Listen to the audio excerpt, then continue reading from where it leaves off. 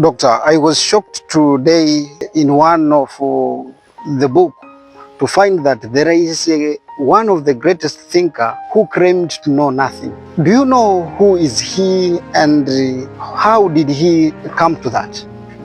Yes, it is true that there was a popular thinker by the name Socrates who used to say that all I know is that I know nothing. And if you want to know how he came into this, you need to understand the environment in which he grew up, the environment of the Greeks. The Greeks were classified into different classes. There was the class, first class is the class of the citizens, which comprised the men of 18 years and above. It did not include women. And then there were also the commoners. Commoners were people from outside who lived with them. They were allowed to engage with the Greeks in all other business, trade, except politics. They could own land, but they could not practice politics. And then there were the slaves, the lowest class, whose work was just to offer services as required by their bosses. Now, the Greeks had a general assembly where they met and they aired their views. And the people that participated in this assembly were the men 18 years and above, that's to say the citizens. Yes. There were various roles that were performed to enable the General Assembly to take place. There was a group of people that ran the daily affairs. They were called the judiciary. The role of the judiciary was to run the daily activities, make the judgments here and there, and handle issues that were disturbing the people. Now, every citizen had a role to participate in this once in a year. And then there was the council, which comprised of about 500 men. So the council is the one that prepared the agenda for the General Assembly and all that. Now, those positions, to be a member of the council, to be a member of the judiciary, you needed to be selected by ballot. But there was one unique position that did not include balloting, or that was not done by balloting, and that was the position of the general. The general was the one in charge of the military, but the general was actually like the president.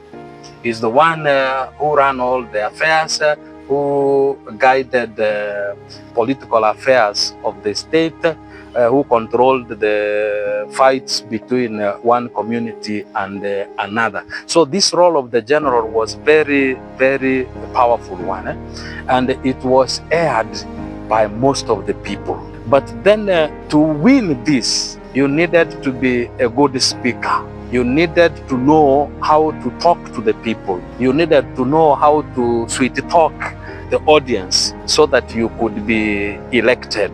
So all the youth aspired this position of the general. So there came a group of experts or teachers, we may call them, the sophists. And they promised the youth that they can train them, or they could train them in the skills that they needed. Talk well, convince the people, convince the assembly so that they could be elected. So they were sought for like a hot cake by the youth.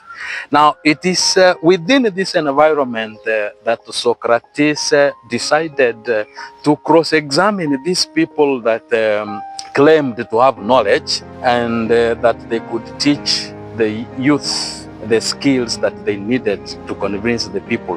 Now, it went beyond just the skills. They promised that they can help them, teach them in anything that they wanted to know. In cross-examining these people, Socrates learned one thing, that really they did not know that which they claimed to know. And Socrates said, after all, he was better than them, not because he knew better than them, but because he understood than them that he did not know. That's how he came to the position that all he knew is that he knew nothing. Can we call it an intellectual humility? Indeed, practically in our everyday knowledge, we have plenty of knowledge about so many things. It is not possible that one mind can know all these things. So in any way, we can be ignorant of one thing and we may know another.